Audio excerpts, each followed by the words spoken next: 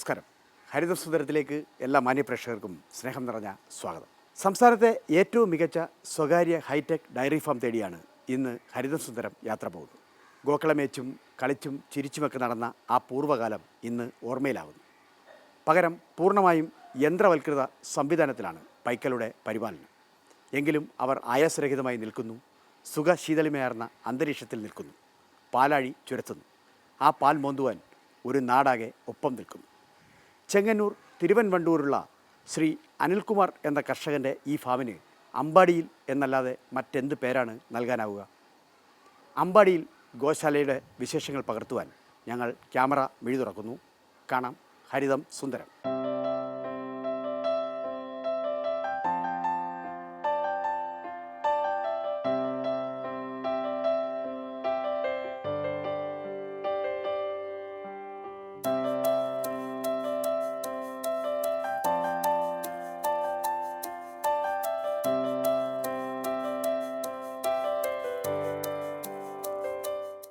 ചെങ്ങന്നൂരിൽ തിരുവൻവണ്ടൂർ ഗ്രാമം പ്രസിദ്ധമാണ്. സാക്ഷാൽ ഗോശാലകൃഷ്ണൻ്റെ നാമധേയത്തിൽ.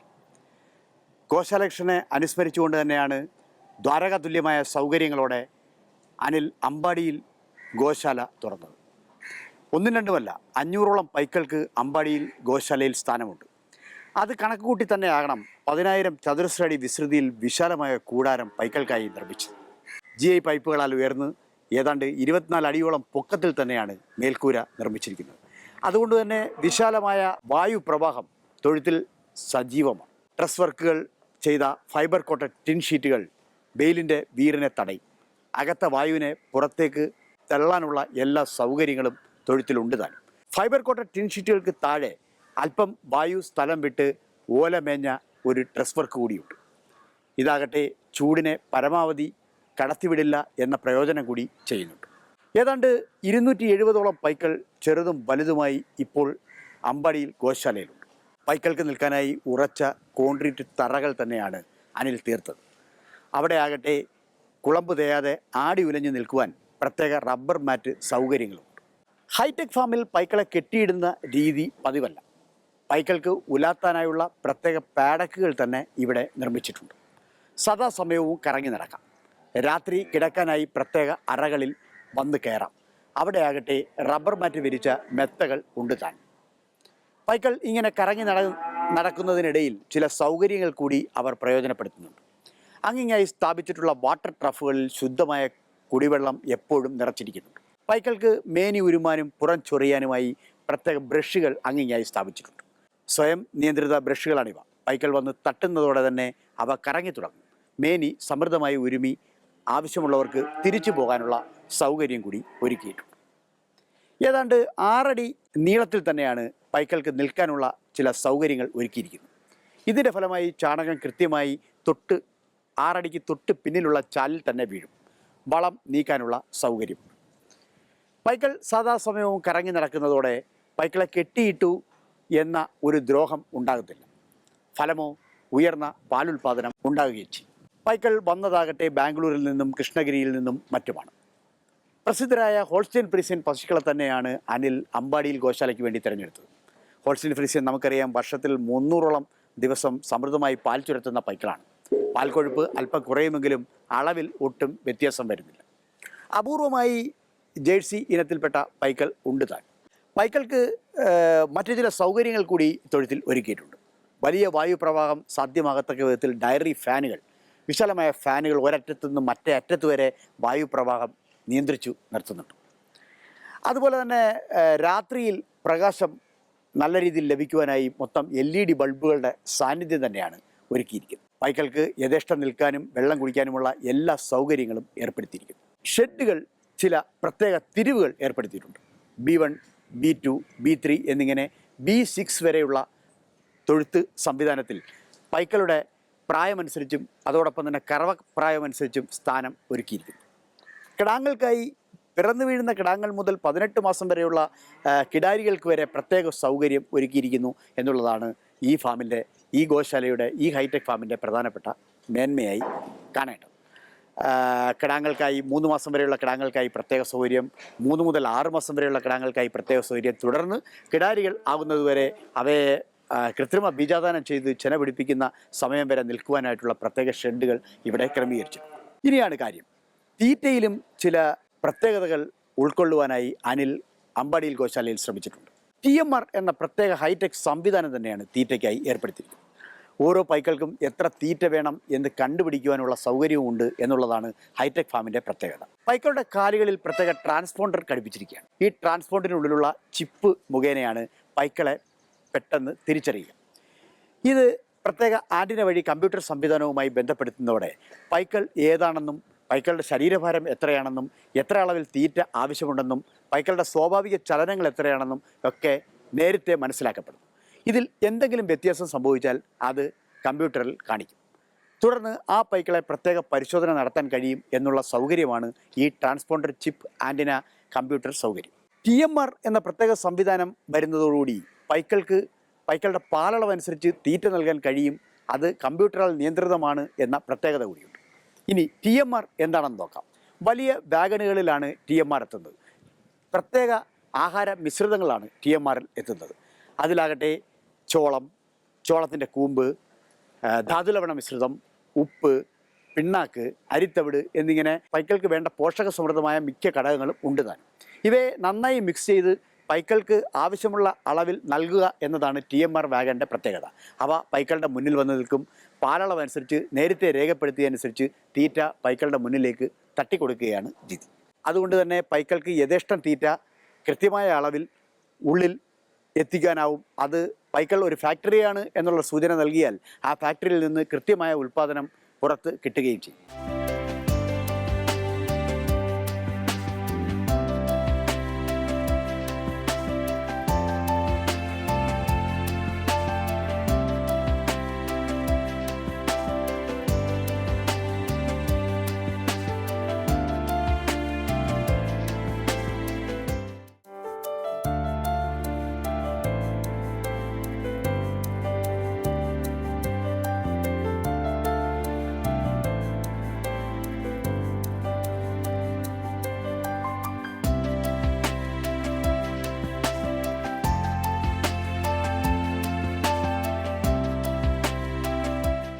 കറവയ്ക്കായി പ്രത്യേക സൗകര്യങ്ങളുണ്ട് എന്നുള്ളതാണ് ഹൈടെക് ഫാമിലെ പ്രധാനപ്പെട്ട മേന്മ.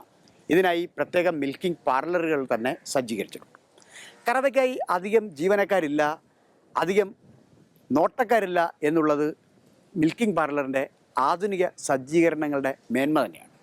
ഒരു സംഗീതം തൊഴുത്തിലാകെ പ്രവഹിക്കുന്നതോടെയാണ് കറവയുടെ സമയം തുടങ്ങുക.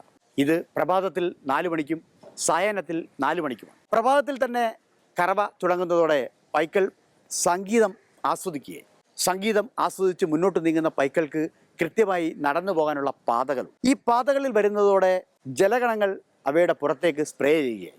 സുഖശീതളിമേർന്ന അന്തരീക്ഷത്തിൽ പതുക്കെ ഒന്ന് നനഞ്ഞ് പാതയ്ക്ക് പുറത്തു വരുന്ന പൈക്കൾക്ക് ഒരു പ്രഷർ വാഷ് കുളിയുണ്ട്. ഈ കുളി കൂടി കഴിഞ്ഞാണ് അവ മിൽക്കിംഗ് പാർലറിൽ എത്തുന്നത്. മിൽക്കിംഗ് പാർലറാകട്ടെ ജർമ്മനി എന്ന രാജ്യത്തിൻ്റെ അത്യന്താധുനിക സജ്ജീകരണങ്ങളോടെ സജ്ജീകരിച്ച മിൽക്കിംഗ് പാർലറാണ്.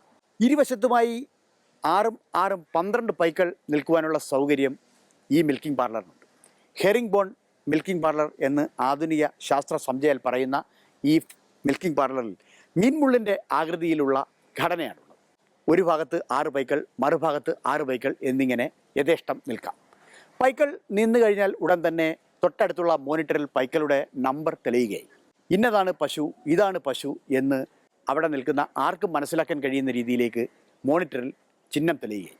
അതോടെ ഒരു അഡർ വാഷ് എന്ന ഒരു പ്രക്രിയ ഉടൻ തന്നെ നടക്കും. പൈക്കളുടെ അകിടും മുലക്കാമ്പുകളും നന്നായി കഴുകുന്ന ഒരു പ്രഷർ വാഷ് സംവിധാനം. തുടർന്ന് മോപ്പിനാൽ അവ ഭംഗിയായി ഒപ്പിയെടുത്തതിന് ശേഷം ക്ലസ്റ്റർ എന്ന കറവയന്ത്രം ഘടിപ്പിക്കുകയായി. 12 പൈക്കൾക്കും കറവയന്ത്രം ഘടിപ്പിക്കുന്നതോടെ വാക്വം പ്രഷറിൽ കറവ തുടങ്ങുകയായി. 10 ലിറ്ററോളം വരുന്ന കറവയുള്ള പൈക്കളെ കറക്കാൻ 5 മിനിറ്റ് തികച്ചു വേണ്ട എന്നുള്ളതാണ് മിൽക്കിംഗ് പാർലറിൻ്റെ സൗകര്യം. കറവ പാൽ ചുരത്തി നന്നായി മിൽക്കിംഗ് മെഷീനിൽ അഥവാ കറവയന്ത്രം വഴി പുറത്തേക്ക് വരുന്നത് ഗ്ലാസ് ട്യൂബിലൂടെ ഭംഗിയായി കാണുകയും ചെയ്യാം. കറവ തീർന്നു കഴിഞ്ഞാൽ ഇനി ഒട്ടും പേടിക്കേണ്ട. സ്വയം നിയന്ത്രിതമായി ക്ലസ്റ്ററുകൾ അകിടിൽ നിന്ന് പിൻവാങ്ങുകയും. ക്ലസ്റ്ററുകൾ പിൻവാങ്ങിയാൽ ഉടൻ തന്നെ വാതിലുകൾ തുറക്കുന്നു. പൈക്കൾ മിൽക്കിംഗ് പാർലറിൽ നിന്ന് പുറത്തേക്ക് ഒഴുകുന്നു. പുറത്തേക്ക് നടന്നു പോകുന്ന പൈക്കൾക്ക് ഒരു നദിയിലൂടെ നടക്കുവാനുള്ള സംവിധാനമുണ്ട്. ഈ നദിയാകട്ടെ കോർസോളിൻ, ഫോർമാലിൻ തുടങ്ങിയ അണുനാശിനികളാൽ സമൃദ്ധമാണ്. അപ്പോൾ നന്നായി പാദങ്ങൾ കുളിച്ച് നല്ല ഒരു ഫുഡ് ബാത്തിന് ശേഷം അവയ്ക്ക് തിരിച്ച് യഥാസ്ഥാനങ്ങളിൽ ചെന്ന് നിൽക്കാം. ഈ സംവിധാനം പ്രയോജനപ്പെടുത്തുന്നതോടെ പൈക്കൾ ഏതാണ്ടൊക്കെ രോഗവിമുക്തമാകും എന്ന് അനിൽ തന്നെ സാക്ഷ്യപ്പെടുത്തും.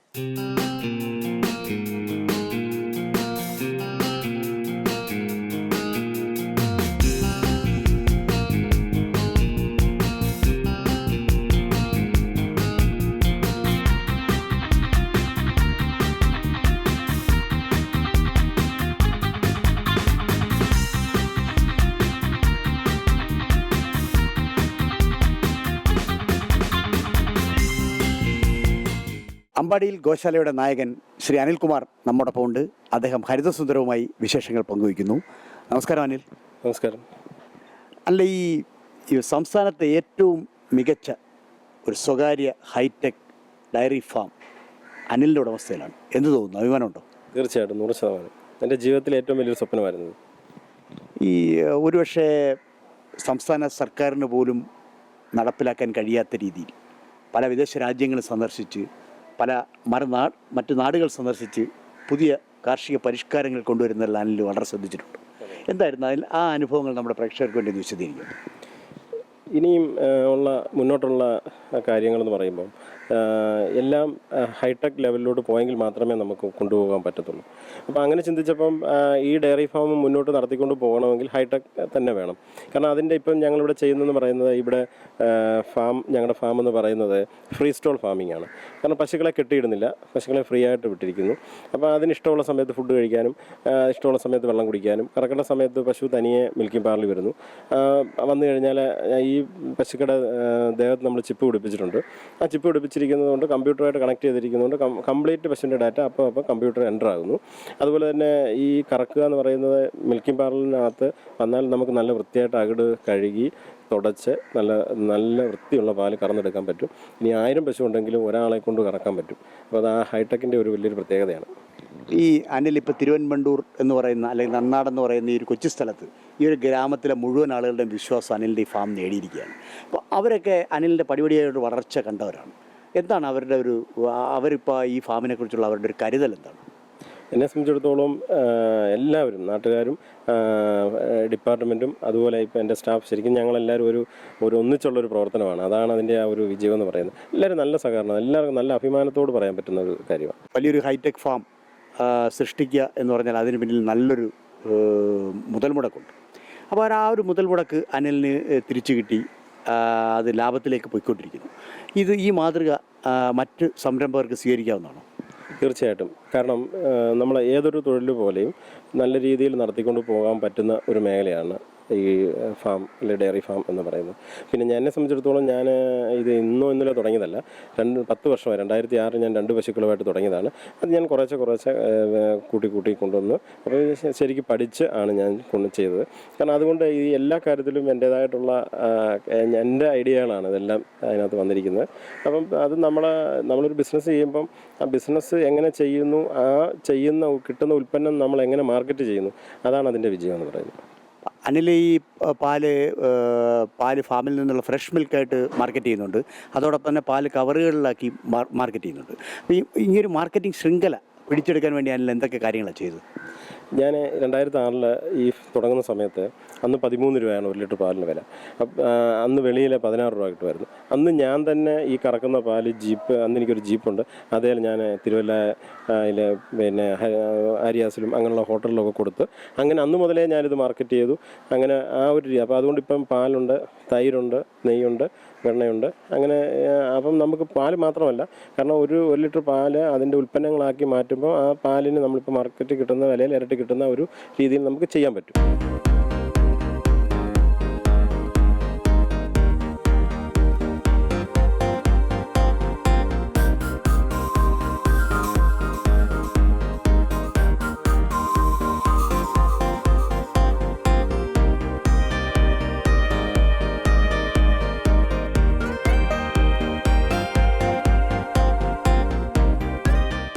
മിൽക്കിംഗ് പാർലറിൽ നിന്ന് പാൽ നേരെ ഒഴുകിയെത്തുന്നത് വലിയ ശീതീകരണികളിലേക്കാണ്. BMC അഥവാ ബൾക്ക് മിൽക്ക് കൂളർ എന്നറിയപ്പെടുന്ന വലിയ ശീതീകരണികളിലാണ് ഈ പാൽ സംഭരിക്കപ്പെടുന്നത്. ഏതാണ്ട് 4 ഡിഗ്രി സെൽഷ്യസിൽ സൂക്ഷിക്കപ്പെടുന്ന ഈ പാൽ ഉടൻ തന്നെ പരിശോധിക്കുവാനുള്ള സംവിധാനമുണ്ട്. പാലിൽ അസിഡിറ്റി കൂടുതലുണ്ടോ, പാലിൽ കൊഴുപ്പ് എത്രയുണ്ട്, കൊഴുപ്പിതര ഖരപദാർത്ഥങ്ങൾ എത്രയുണ്ട് എന്നിവ കണ്ടുപിടിക്കാനുള്ള പ്രത്യേക ലബോറട്ടറി അമ്പാടിയിൽ ഗോശാലയിൽ സജ്ജീകരിച്ചിട്ടുണ്ട്. ഇതിനായി പ്രത്യേക ടെക്നീഷ്യന്മാരും നിലവിലുണ്ട്. പാൽ പരിശോധിച്ച് കുഴപ്പമില്ല എന്ന് മനസ്സിലാക്കി കഴിഞ്ഞാൽ ഉടൻ തന്നെ കൂളറിൽ നിന്ന് ഈ പാൽ എത്തുന്നത് പ്രത്യേക ടാങ്കുകളിലേക്കാണ്. വലിയ ഒരു പാസ്ചറൈസേഷൻ പ്ലാന്റ് തന്നെ അമ്പാടിയിൽ ഗോശാലയിൽ സജ്ജീകരിച്ചിട്ടുണ്ട്. ഈ പാസ്ചറൈസേഷൻ പ്ലാന്റിൽ പ്രത്യേക സംഭരണികളിൽ എത്തിച്ചേരുന്ന പാൽ അവിടെ നിന്നും നേരെ ഹോമോജനൈസർ എന്ന ഒരു ഉപകരണത്തിലേക്കാണ് പോകുന്നത്. പാൽ നന്നായി അടിച്ചു കലക്കി നല്ല രീതിയിൽ മിശ്രണം ചെയ്ത് ഏതാണ്ട് 85 ഡിഗ്രി സെൽഷ്യസിൽ തന്നെ സൂക്ഷിക്കുന്ന ഉപകരണമാണ് ഹോമോജനൈസർ. ഹോമോജനൈസറിൽ നിന്ന് പ്രത്യേക ട്യൂബുകൾ വഴി, പ്രത്യേക സ്റ്റെയിൻലെസ് സ്റ്റീൽ ട്യൂബുകൾ വഴി പാസ്ചറൈസേഷൻ എന്ന പ്രക്രിയയിലേക്കാണ് പാൽ നീങ്ങുന്നത്. പാൽ അണുവിമുക്തമാക്കാനുള്ള നല്ല സംവിധാനമാണ്. ഹൈ ടെമ്പറേച്ചർ ഷോർട്ട് ടൈം എന്ന പ്രക്രിയയാണ് ഇവിടെ ഉപയോഗിക്കുന്നത്. ഉയർന്ന ഊഷ്മാവിൽ ഒരു ചെറിയ പാതയിലൂടെ പാലിനെ കടത്തിവിടുന്നതോടെ പാൽ ഏതാണ്ടൊക്കെ അണുവിമുക്തമാകുകയും ഭക്ഷ്യയോഗ്യമാകുകയും ചെയ്യും എന്ന കണക്കുകൂട്ടലിലാണ് പാസ്ചറൈസേഷൻ പ്ലാന്റ് സജ്ജീകരിച്ചിരിക്കുന്നത്. എന്തായാലും പാസ്ചറൈസേഷൻ കഴിഞ്ഞ പാൽ നേരെ എത്തുന്നത് പാക്കിംഗ് മെഷീനിലേക്കാണ്. കൃത്യമായ അളവിൽ ഏതാണ്ട് 500 മില്ലി കവറുകളിൽ പാൽ പാക്ക് ചെയ്യുകയും ഇതിനായി പ്രത്യേകം തൊഴിലാളികളും ഗോശാലയിലും. പാക്ക് ചെയ്യുന്ന പാൽ ഉടൻ തന്നെ ശീതീകരിക്കപ്പെടുകയും അവ പ്രത്യേക പാക്കുകളിൽ അടുക്കുകയും അവ പുറത്തേക്ക് വിതരണം ചെയ്യാൻ ഉള്ള സംവിധാനം ഒരുക്കുകയും ചെയ്യുന്നു എന്നുള്ളത് ഗോശാലയുടെ മറ്റൊരു പ്രത്യേകതയാണ്. ഇതോടൊപ്പം മറ്റൊരു രീതിയിലും പാൽ കച്ചവടം നടക്കുന്നുണ്ട്. ഏതാണ്ട് 1/2 ലിറ്റർ പാലിന് 19 രൂപയാണ് വിപണി വില അമ്പാടിയിൽ മിൽക്ക് എന്ന ലേബലിൽ വിൽക്കുന്നതെങ്കിൽ 1 ലിറ്റർ പാലിന് ഫാം ഫ്രഷ് മിൽക്ക് എന്ന രീതിയിൽ 50 രൂപ ഈടാക്കുന്ന മറ്റൊരു സംവിധാനവും കൂടി അനിൽ ഒരുക്കിയിട്ടുണ്ട്. വളരെ താൽക്കാലികമായി പ്രാദേശിക വിപണിയിൽ ഫ്രഷ് മിൽക്ക് വാങ്ങാൻ എത്തുന്നവർക്ക് 50 രൂപയ്ക്ക് പാൽ നൽകുന്നതോടൊപ്പം തന്നെ പാൽ വെൻഡിങ് മെഷീൻ കൂടി anytime milk ATM anytime milk എന്നൊരു സംവിധാനം കൂടി ഏർപ്പെടുത്തിയിട്ടുണ്ട്. വെൻഡിങ് മെഷീൻ ഒരു പ്രത്യേക വാഹനത്തിലാണ് ഘടിപ്പിച്ചിരിക്കുന്നത്. വാഹനത്തിൽ പാൽ പൂർണ്ണമായും സംഭരിച്ച് ഫാം ഫ്രഷ് മിൽക്ക് എന്ന ലേബലിൽ തിരുവൻവണ്ടൂരിലെ മുഴുവൻ വീടുകളിലും നൽകുക എന്ന ഒരു പ്രക്രിയ കൂടി അമ്പാടിയിൽ ഗോശാല സ്വയം ഏറ്റെടുത്ത് നടത്തും. എന്തായാലും നാടിനെ ആകെ പാൽ കുടിപ്പിക്കാനുള്ള ഒരു സംവിധാനമാണ് അമ്പാടിയിൽ ഗോശാലയുടെ ഈ വെൻഡിങ് മെഷീൻ. എനിടൈം മിൽക്ക് എന്ന സംവിധാനം ഒരുപക്ഷെ കേരളത്തിൽ പുതുമയുള്ളതും ഏറ്റവും ആദ്യം പ്രാവർത്തികമാക്കുന്നതും അമ്പാടിയിൽ ഗോശാല തന്നെയാണ്. ധാരാളം ആവശ്യക്കാർ അമ്പാടിയിൽ ഗോശാലയുടെ പാലിനുണ്ട്. തെരുവോരങ്ങളിൽ ഈ വണ്ടി വരുന്നത് കാത്ത് വീട്ടമ്മമാർ കാത്തു നിൽക്കുന്ന കാഴ്ച തിരുവൻവണ്ടൂരിൽ വന്നാൽ നമുക്ക് കാണാൻ കഴിയും.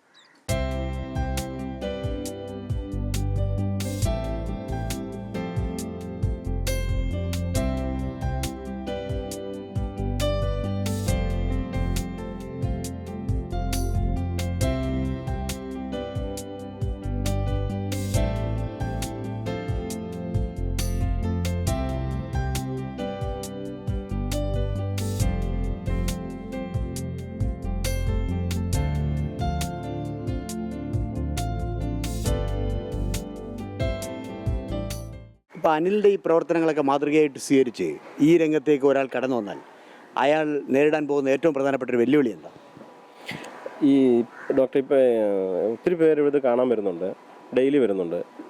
ഈ വരുന്നവർ എല്ലാവരും 50 പശു, 100 പശു അല്ലെ 200 പശു എന്നുള്ള ഒരു രീതിയിലാണ് വരുന്നത്. പക്ഷേ അതങ്ങനല്ല. നമ്മളൊരു ഏതൊരു തൊഴിൽ ചെയ്യുമ്പോഴേ, ഇപ്പോൾ എന്നെ സംബന്ധിച്ചിടത്തോളം ഞാൻ ഈ 10 വർഷത്തെ എൻ്റെ അനുഭവം, ഒരു ബിസിനസ് എന്ന് പറയുന്നത് ഒരു കൊച്ചു കുഞ്ഞ് വളർന്നു വരുന്ന പോലെ. അത് വീഴും തല്ലും ഒക്കെ നേരെ നിൽക്കുന്നിടം വരെ ഒത്തിരി ഇതുണ്ട്. പക്ഷെ നേരെ നിന്ന് കഴിഞ്ഞാൽ പിന്നെ ആരും അതിനെ തള്ളിയിടാൻ പറ്റത്തില്ല. ആ ഒരു രീതിയാണ്. പക്ഷേ അപ്പോൾ അത് പഠിച്ച് ചെയ്യുവാണെങ്കിൽ വിജയിപ്പിക്കാൻ പറ്റും. അതാണ് എനിക്ക് കൊടുക്കാനുള്ളൊരു ഉപദേശം എന്ന് പറയുന്നത്. ഇപ്പോൾ ഈ നേരെ നിൽക്കാൻ പഠിച്ചു, ഇനി എങ്ങനെയാണ് മുന്നോട്ടുള്ള നടത്തം?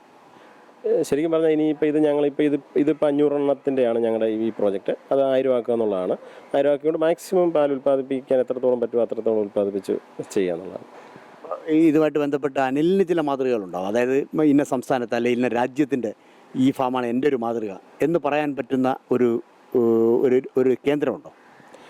ശരിക്കും ഞാൻ ഈ ഫാം തുടങ്ങിക്കഴിഞ്ഞ് ഒത്തിരി സ്ഥലങ്ങൾ പോയി കണ്ടു. അതിലെനിക്ക് ഏറ്റവും ഇഷ്ടപ്പെട്ടത് ഞാൻ പഞ്ചാബിലാണ് കണ്ടത്.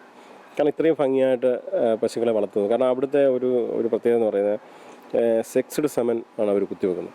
പ്രസവിക്കുന്ന ഒരു കിടാവ് തന്നെ ഏറ്റവും കുറഞ്ഞ് 20-30 കിലോ 35 കിലോ കാണുന്ന കിടാക്കൾ 14-ാമത്തെ മാസം തന്നെ അതിനെ കുത്തിവെക്കാൻ പറ്റും. നല്ല രീതിയിലാണ് അവരത് നോക്കുന്നത്. അവർ സൈലേജ് തീറ്റ ഞാനിപ്പോൾ അതൊക്കെയാണ് ഞാനിവിടെ ചെയ്യുന്നത്. അപ്പോൾ നല്ലൊരു എനിക്കത് ഇഷ്ടപ്പെട്ടത് ഞാൻ പഞ്ചാബിലെ ഒരു ഫാമിംഗ് ആണ്. അപ്പോൾ ഈ നന്നാടെന്ന് പറയുന്ന ഈ ഒരു ചെറിയ സ്ഥലത്ത് അനിലിനെ അന്വേഷിച്ച് ധാരാളം പുരസ്കാരങ്ങൾ വന്നു കഴിഞ്ഞു. അതിൽ അഭിമാനം തോന്നുന്നുണ്ടോ? തീർച്ചയായിട്ടും. എന്നെ സംബന്ധിച്ചിടത്തോളം എൻ്റെ ജീവിതത്തിൽ എനിക്ക് ആദ്യമായിട്ട് കിട്ടുന്നത് 2008-ലാണ്. അത് കഴിഞ്ഞിട്ട് എനിക്ക് ഒത്തിരി അംഗീകാരങ്ങൾ കിട്ടിയിട്ടുണ്ട്, ആദരിക്കലും ഒക്കെ കിട്ടിയിട്ടുണ്ട്. പക്ഷേ ഇതിനകത്ത് ഏറ്റവും കാരണം ഇന്ന് ഞാൻ വേറെ ഏത് മേഖലയിൽ പോയാലും ഇന്നിങ്ങനെ അനിൽ എന്ന ഒരാളിനെ ഈ രീതിയിൽ അറിയപ്പെടത്തില്ലായിരുന്നു. എന്തായാലും ലോകം മുഴുവൻ ആ വിസ്മൃതി പടരട്ടെ എന്ന് ഞങ്ങൾ പ്രാർത്ഥിക്കുന്നു. എല്ലാ അനുഗ്രഹങ്ങളും.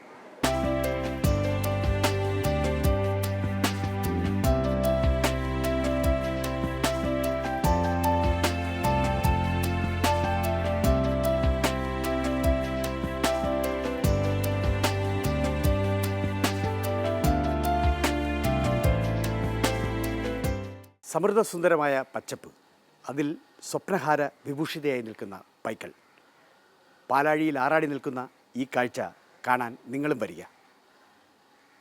ഹരിതസുന്ദരം വീണ്ടും അടുത്ത ആഴ്ച ഇതേ ദിവസം ഇതേ സമയം.